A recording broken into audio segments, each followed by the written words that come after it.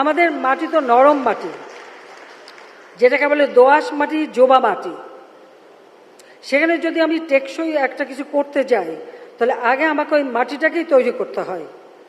মাটিটা যদি যথাযথভাবে তৈরি করে তারপরে আমরা করতে পারি, তাহলে সেটা টেকসই হয়।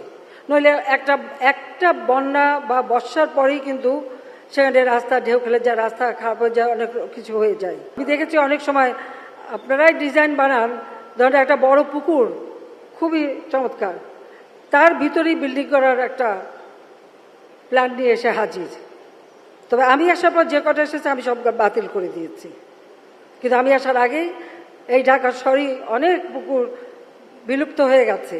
হাওর এলাকায় ইতিমধ্যে আমি নির্দেশ দিয়েছি, সেখানে আর কোনো ওই মাটি ভরাট করে রাস্তা হবে না, যেন পানির স্রোতটা অব্যাহত থাকে। আর যে কোনো বিল, খাল এগুলো করতে গেলে পর্যাপ্ত পরিমাণে কালভার্ট